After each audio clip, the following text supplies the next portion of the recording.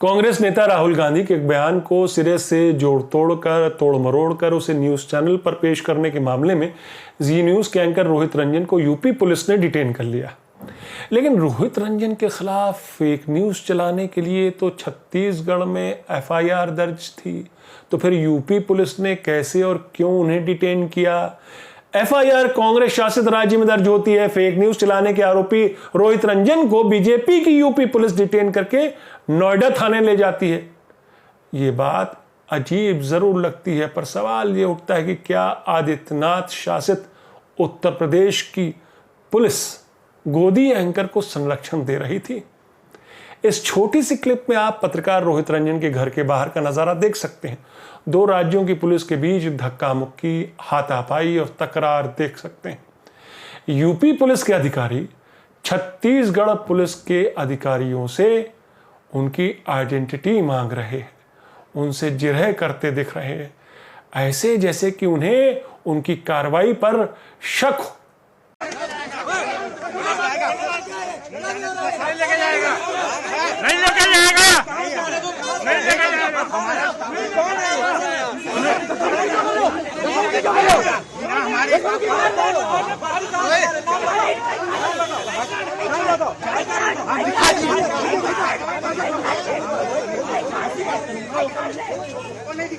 क्यों नहीं दिखाएगा? तो कौन है? दिखा दिए, दिखाना पड़ेगा, आई कार्ड दिखाना पड़ेगा, आई कार्ड दिखाना पड़ेगा। आप कौन भाई बताना पड़ेगा।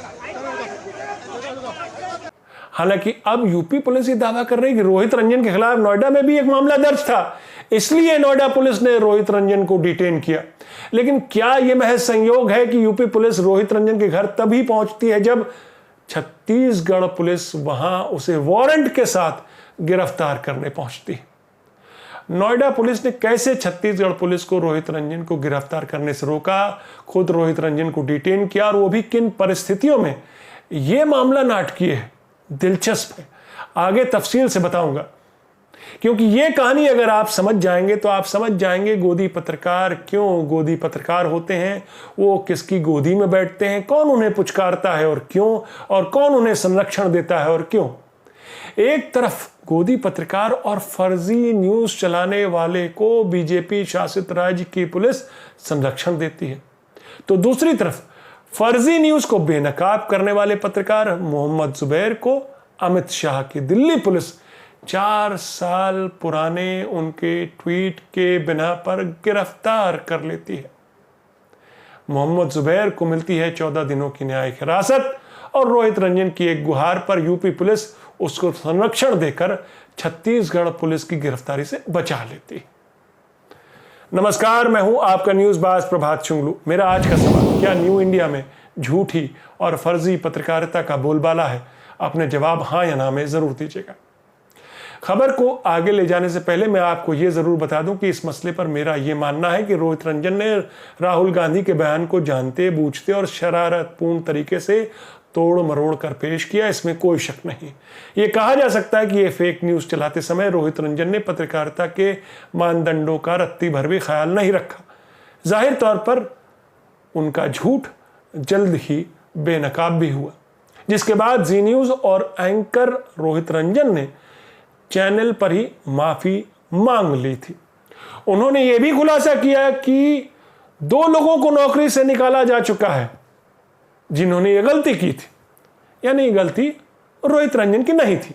यानी जी न्यूज ने अपने एंकर रोहित रंजन को बचा लिया था और ठीक रहा किन्हीं 2 जूनियर्स पर फोड़ दिया था। बहरहाल एंकर और चैनल दोनों ने अपनी गलती स्वीकार करते हुए माफी मांग ली है। मेरा मानना है कि इसलिए इस मामले को आगे तूल नहीं दिया जाना चाहिए था। संविधान ने हर नागरिक को अभिव्यक्ति की आजादी का अधिकार दिया है। हां, इस आजादी के साथ कुछ रीजनेबल रिस्ट्रिक्शंस भी हैं, लेकिन पत्रकारों को मोहरा बनाकर राजनीति करने का चलन न्यू इंडिया की ही देन है। कांग्रेस की राज्य सरकारें भी उस गेम का हिस्सा बन रही हैं। यह बात चिंता में इजाफा जरूर करती है। लेकिन इस खेल के माहिर खिलाड़ी सरकार का भोंपू बनकर दिन रात न्यूज चैनलों के स्टूडियो से काम कर रहे हैं। उन्हें राजनीतिक षड्यंत्र का हिस्सा बनने से गुरेज नहीं है। वो समाज को बांट रहे, नफरत फैला रहे, चाहे वो पाल घर हत्याकांड हो या फिर कोरोना के दौरान तबलीगी जमात का मुद्दा।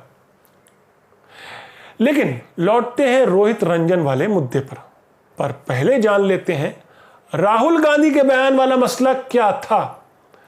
संक्षिप्त में यह था कि पिछले दिनों राहुल केरल यात्रा पर थे। कुछ दिन पहले उनके लोकसभा क्षेत्र वायनाड में उनके ऑफिस पर कुछ लोगों ने तोड़फोड़ की थी। पत्रकारों ने वहां राहुल से उदयपुर हत्याकांड से लेकर उनके वायनाड ऑफिस पर हमले के मुतालिक कई सवाल किए थे और राहुल गांधी ने इन सभी सवालों का जवाब भी दिया था।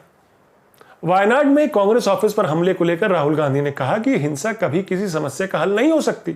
जिन्होंने वो तोड़फोड़ की वो बच्चे थे, उन्होंने गैर जिम्मेदाराना हरकत जरूर की, मगर मेरे मन में उनके लिए गुस्सा नहीं है। मैं उनकी उस हरकत को तूल नहीं देना चाहता। हमें उनकी गलती माफ कर देनी चाहिए। जी न्यूज एंकर रोहित रंजन ने अपने शो डीएनए में इस बयान को तोड़ मरोड़ कर पेश किया। ये वही शो है जो पहले गोदी पत्रकारों के सरगना सुधीर चौधरी होस्ट करते थे, जिनका हाल फिलहाल जी न्यूज से इस्तीफा हो चुका है। यानी डीएनए शो के तेवर और कलेवर को आगे बढ़ाते हुए ही रोहित रंजन ने राहुल गांधी के बयानों को जानते बूझते गलत तरीके से पेश किया। उदयपुर घटना से संबंधित सवाल के जवाब का एक सिरा वायनाड हमले से जुड़े सवाल के जवाब से जोड़ दिया। कुछ ऐसे पेश किया मानो राहुल गांधी उदयपुर वाले हत्यारों को बच्चा बता रहे हैं, उन्हें माफ करने की बात कर रहे हो। यह कतई शरारतपूर्ण हरकत थी, जिसके बाद रोहित रंजन के खिलाफ दिल्ली, राजस्थान और छत्तीसगढ़ में एफआईआर दर्ज हुई। छत्तीसगढ़ पुलिस आज सवेरे सादी वर्दी में और कोर्ट के वारंट के साथ रोहित रंजन के घर उसे गिरफ्तार करने पहुंचती।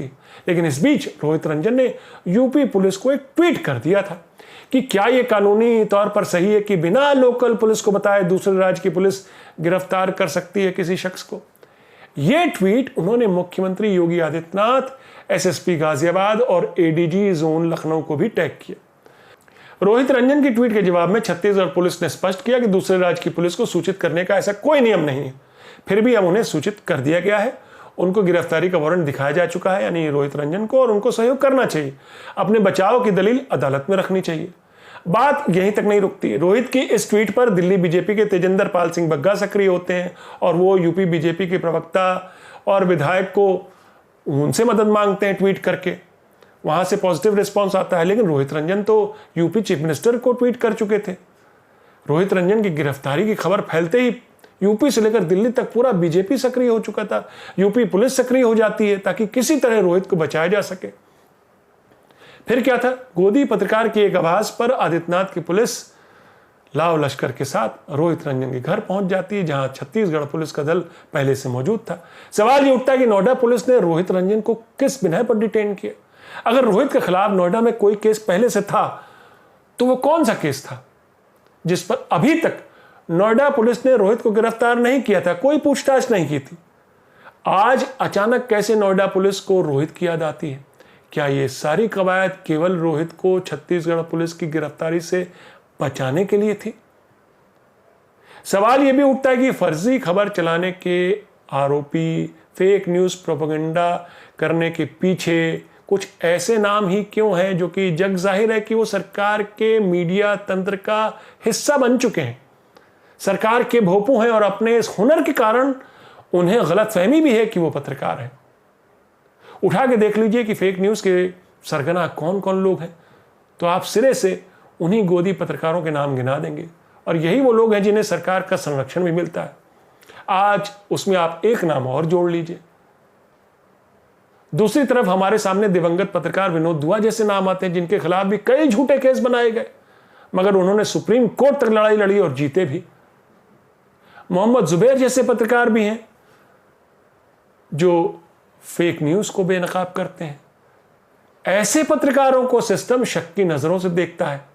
उन पत्रकारों को वर्चुअल और रियल वर्ल्ड में हैरेस किया जाता है। ये दोहरे मापदंड कौन अपना रहा और क्यों? क्या ये किसी से छुपा है? ये मत समझिएगा कि ये मसला पत्रकार बनाम पुलिस है, इसलिए क्योंकि पुलिस किसकी है अब नए भारत में ये भी मायने रखता है। पुलिस और तमाम जो एजेंसियां हैं उनका इस्तेमाल विरोधियों के खिलाफ, पत्रकारों के खिलाफ किया जा रहा है। फर्जी आरोप मैन्युफैक्चर किए जा रहे हैं और गिरफ्तारियां हो रही हैं। और अगर कहीं इन मोर्चों पर कमी रह जाती है तो फिर सड़क पर नंगी हिंसा होती है। पुलिसिया तंत्र के सहारे और हिंसा का खौफ खड़ा करके राज करने की अभूतपूर्व कोशिश लगातार जारी है, क्योंकि न्यू इंडिया में सब कुछ भेदभाव और बंटवारे के लेंस से ही देखा जा रहा है अब। इसलिए मेरी पुलिस, उनकी पुलिस, मेरे पत्रकार, तेरे पत्रकार, मेरे लोग, बाहरी लोग, मेरी ईडी, मेरे विधायक, मेरी मेजॉरिटी, मेरा कानून, मेरा भारत, उनका पाकिस्तान, मेरा राष्ट्रवाद, तेरा राष्ट्रवाद, मेरा राष्ट्रवाद, राष्ट्रवाद, तुम्हारा राष्ट्रवाद, आतंकवाद। आपको तो पता है, लिस्ट लंबी है। मेरा आज का सवाल दोहराता हूं, क्या न्यू इंडिया में झूठी और फर्जी पत्रकारिता का बोलबाला है? अपने जवाब हाँ या ना में जरूर दीजिएगा। तो ये थी आज की न्यूज़बाजी। फिर मिलेंगे एक नई न्यूज़बाजी के साथ। तब तक के लिए नमस्कार।